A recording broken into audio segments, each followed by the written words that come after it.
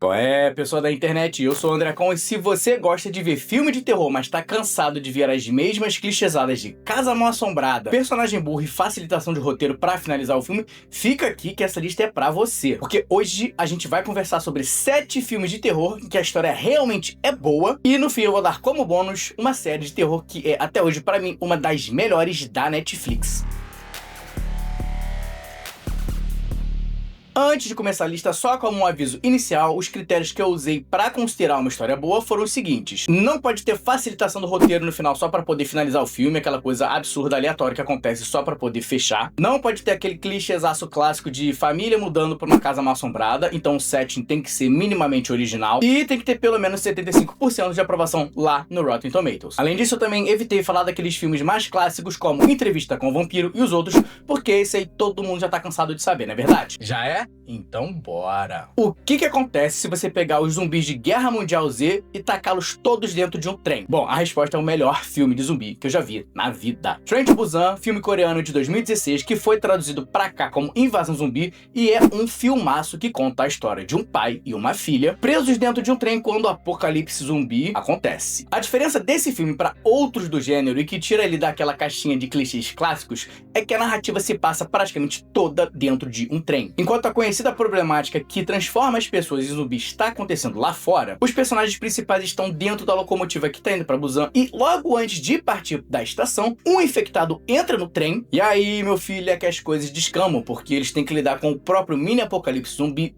dentro desse espaço apertado. E a narrativa é muito criativa em explorar diferentes situações de perigo confinadas naquele pequeno espaço. Além disso, o roteiro acerta na coisa mais difícil que tem para um filme de horror, que é acertar a construção dos seus personagens. E aqui o roteiro faz um excelente trabalho em construir essa relação e criar a empatia da gente com eles. Por conta disso, quando a inevitável mordida e transformação acontece, você vai ficar desesperado. Porque te falar, esse filme aqui não tá preocupado em contar uma história de heroísmo em que os personagens são salvos por algum acaso do destino no último segundo, não. E olha, mesmo se você não for muito fã do tema de zumbis, eu ainda acho válido sim dar uma chance pra esse filme, porque apesar dele usar como pano de fundo esse tema de zumbis, os seus temas eles são mais complexos e profundos. E mesmo eu que não sou um grande adorador desse tema, posso dizer que eu adorei esse filme do começo ao fim. Vozes da Escuridão, ou A Dark Song, no original, é um filme de 2016 que tem uma premissa bem interessante. Uma mulher aluga uma casa no interior do país e contrata um ocultista para ajudá-la a entrar em contato com seu filho que foi assassinado. Porém, o preço desse ritual pode ser muito alto a ponto de custar a sua própria alma. O mais legal desse filme é como ele usa uma atmosfera intimista para mostrar o ritual sendo feito. E veja bem, não é qualquer tipo de ritual de acender 3 velas, falar um encantamento e a assombração aparece, não. Muito pelo contrário, porque o ritual é extremamente complexo a ponto de precisar de meses para poder ser efetuado. E ele requer que os personagens trilhem esse caminho com cuidado, porque cada passo errado pode custar muito caro. Assim, a gente vê os protagonistas fazendo de tudo, de preparar uma dieta balanceada para poder alinhar o seu corpo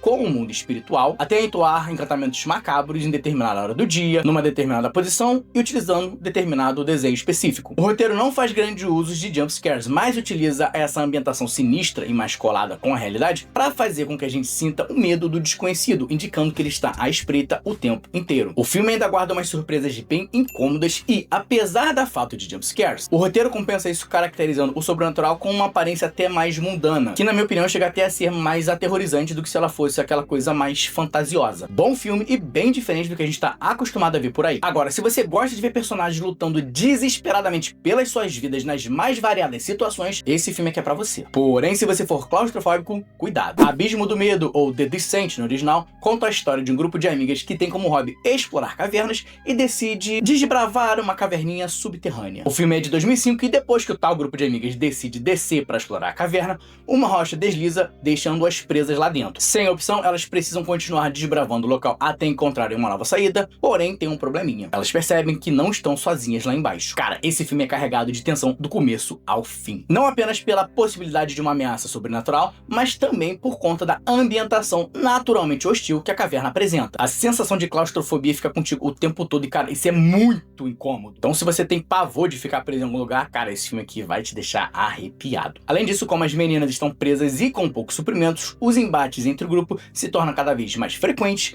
e intensos. tenso, o que, claro, não ajuda nada a situação. Esse é um filme bem visceral, carregado de suspense e que usa o seu tema de horror para falar de traumas e luto. Filmaço, e não se engane, porque sim, ele tem alguns bons jumpscares também. Agora, se você gosta mais de um mistério do que de situações de sobrevivência desesperadoras, vamos deixar as cavernas de lado e vamos subir no belo navio assombrado de Triangle, ou Triângulo do Medo, um slasher de 2009 que conta a história de Jess e um grupo de amigos que são pegos por uma tempestade em alto mar e acabam sendo resgatados por um navio. O único problema é que essa embarcação parece completamente vazia, com exceção de que há comida na sala de jantar e uma mensagem escrita em sangue. E olha, esse filme aqui é muito intrigante, também é aquele tipo de filme que quando acaba você corre pra internet pra ver se você entendeu mesmo o que estava acontecendo ou se você perdeu algo. Isso porque a grande diferença de Triângulo do Medo para outros filmes de slasher é que ele mistura o horror com uma pegada mais ficção científica. É um filme difícil de falar sem dar nenhum tipo de spoiler e eu recomendo que caso você vá assistir, não procure mais nada sobre ele. Mas só pra dar um contexto mínimo, tem algum tipo de mistério no filme que a Jess tenta resolver ao mesmo tempo em que tenta se manter viva. Assim, a sensação que o filme te passa é de inquietação, porque você está o tempo todo tentando desvendar o que está acontecendo, ao mesmo tempo que torce para que os personagens consigam sair daquela situação. Agora, se gore é a tua praia e você gosta de ver tripa e machadada na cabeça com uma pitadinha de possessão demoníaca com identidade própria, então o mal que nos habita é pra você. A trama se passa numa pacata cidade do interior, quando os irmãos descobrem um corpo mutilado perto da casa deles e resolvem investigar. Porém, o que eles acabam descobrindo é um homem infectado por algum tipo de espírito maligno e eles tentam desesperadamente retirar o homem das terras deles. E aqui as coisas começam a dar muito, mas muito errado. Isso porque esse homem precisa ser sacrificado por um ritual específico para evitar que essa possessão demoníaca se alastre para o resto do vilarejo e, consequentemente, pro resto do mundo. Daí, quando tudo dá errado, os irmãos estão vendo que tudo tá indo pro beleléu, eles pegam suas coisas e fogem pra salvar as suas próprias peles. Bom, embora a narrativa seja de possessão demoníaca, esse roteiro aqui não cai naquele senso comum à la Exorcista que foi utilizado e reutilizado ao longo dos anos. Ao invés disso, o mal que nos habita decide criar a sua própria mitologia pra contar a sua história, portanto esqueça qualquer referência a menina com cabeça rodando e padre chegando pra salvar o dia. O filme é uma sequência de eventos desastrosos e a gente acompanha os personagens pulando de catástrofe em catástrofe. E o mais legal é que, como o roteiro utiliza uma mitologia própria, a narrativa inteligentemente evita dar muitas informações para o espectador, fazendo com que a gente só aprenda algo novo quando os personagens aprendem também. O que me deixou o tempo todo com a sensação de caralho, Pedro e Jimmy, meus mano, o que a gente faz agora? E, irmão, o filme não tá nem aí pra nada, o roteiro quer mesmo ver o pau torar. São várias cenas impactantes e até surpreendentes que chegam a gerar até incredulidade. Filmaço feito pelos nossos irmãos lá da Argentina, eu só não recomendo que você assista esse filme enquanto come algo, porque o gore é pesado. Agora, um filme com bem menos gore, mas ainda assim com muita substância, e o próximo da nossa lista é o Let the Right One In, de 2008, traduzido como Deixe Ela Entrar. No pequeno vilarejo da Suécia, Oscar é um garoto de 12 anos que sofre bullying, mas a sua vida muda completamente quando ele conhece sua nova vizinha, a Ellie. Coincidentemente, após a chegada dela, uma série de assassinatos macabros começa a acontecer na cidade. Esse é aquele filme que tem uma narrativa um pouco mais cadenciada e não vai agradar quem tá procurando um ritmo mais frenético de Hollywood. Isso porque o roteiro aposta mais no desenvolvimento dos personagens do Oscar e da Ellie e da relação deles pra contar uma história de solidão, amizade e vingança. Assim, a narrativa procura explorar personagens mais bem realistas e complexos, ao invés de entregar personagens vazios, tentando sair de uma situação assustadora qualquer. É um filme mais lento, com menos acontecimentos espetaculosos e uma pegada mais intimista, e que vai usar um horror mais atmosférico do que gráfico para causar tensão na gente. Essa tensão ocorre por conta dos assassinatos que acontecem na cidade, claro, mas também pela violência que o Oscar sofre e pelo plano de vingança dele. A narrativa vai tratar de assuntos como isolamento e subverter aquele senso comum que a gente geralmente tem de que as crianças são completamente inocentes, porque nesse filme aqui esses pirralhos são muito violentos. A coisa que eu mais gostei no filme foi como ele consegue encontrar um equilíbrio interessante entre a doçura do desenvolvimento da amizade da Ellie e do Oscar com os atos de violência e assassinatos. Portanto, se você quer ver um horror que não dá tanto medo, mas que conta uma boa história, desenvolve bem os seus personagens e tá com uma sanguinolência na tela, Let the Right One In é uma ótima pedida. The Wailing, ou O Lamento, como foi traduzido pra cá,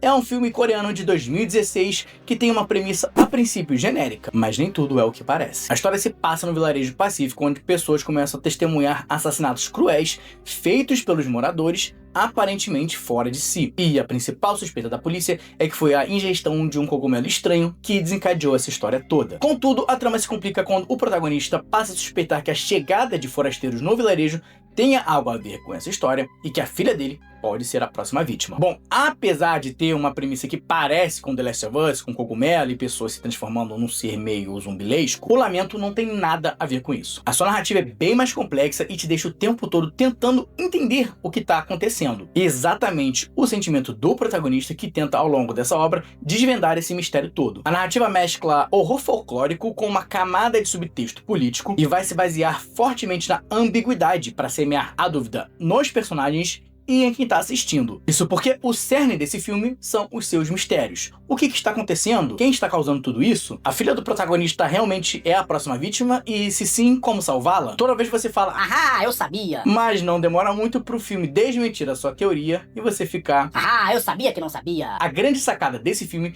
é que as indicações das respostas estão lá em tela o tempo todo. Porém, elas são tão discretas e ambíguas e requerem tanta atenção do espectador que muitas vezes vai passar despercebido.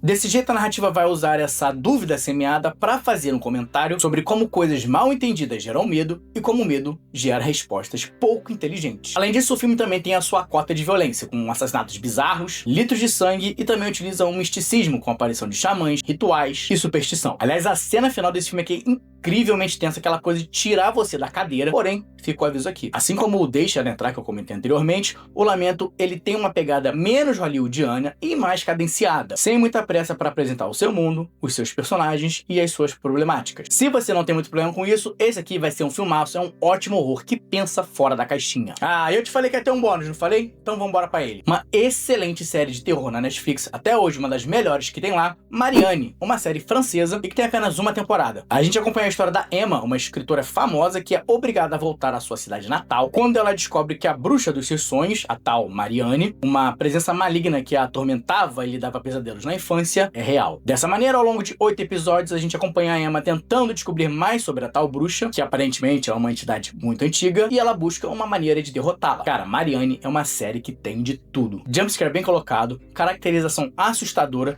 e uma história, ó, redondinha. Se prepare para ver um bom desenvolvimento de personagem, nenhuma facilitação de roteiro para poder finalizar a obra, e uma mitologia bem interessante que se aproxima mais de um horror clássico, como It, a Coisa, e A Maldição da Residência Hill. Cara, na boa, essa série que é bem assustadora e tem uma história muito boa. Ela termina já na primeira temporada, é uma história fechadinha, não tem que ficar esperando por mais nada. Eu te garanto que se você gosta de horror e procura uma história boa, Marianne é uma série que você vai adorar. Ah, qual é? Tá de caô? Vai sair antes de se inscrever aqui no canal? Clica no botãozinho aqui de baixo. Faz o que a cabeça flutuante tá falando.